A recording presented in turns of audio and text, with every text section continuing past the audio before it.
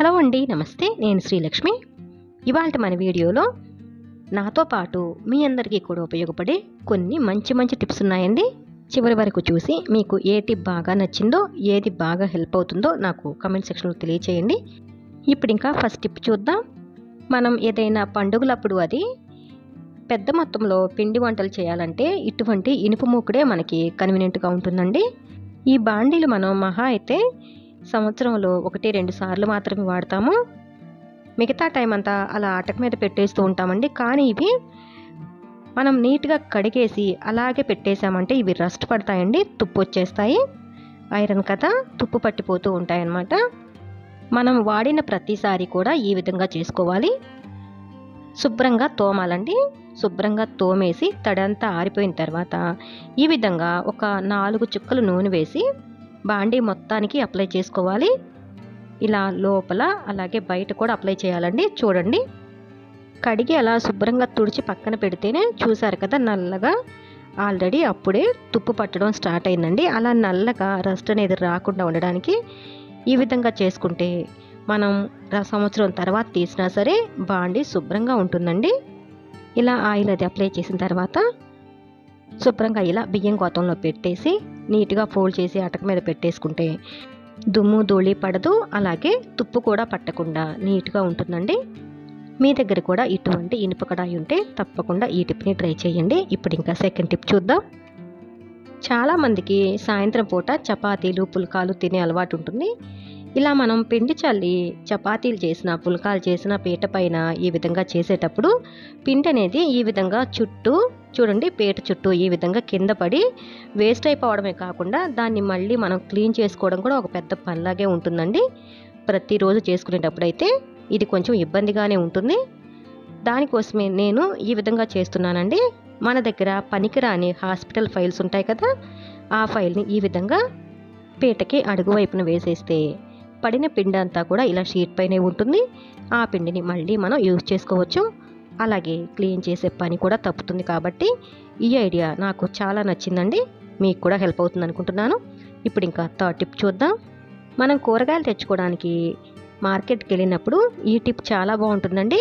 ముఖ్యంగా మనం ఒక్కరమే మార్కెట్కి వెళ్ళినప్పుడు అయితే ఇది చాలా బాగుంటుంది. మనకి ఒక చేత్తో కూరగాయల సంచి ఉంటుంది, అలాగే ఇంకొక చేత్తో పర్సును పట్టుకుని అలా ప్రతి చోట పర్సు ఓపెన్ చేసి తీయడం, వాళ్ళకి మనీ ఇవ్వడం అది కొద్దిగా రిస్క్గా ఉంటుందండి.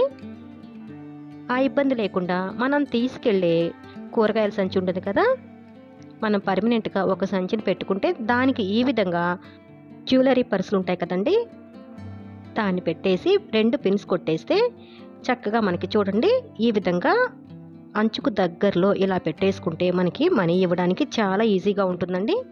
మన పని చాలా సులువుగా ఉంటుందండి. పర్సు ఎక్కడైనా జారి పడుతుందనే టెన్షన్ కూడా లేకుండా. బాగుంది కదా. ఇప్పుడు ఇంకా ఫోర్త్ టిప్ చూద్దాం.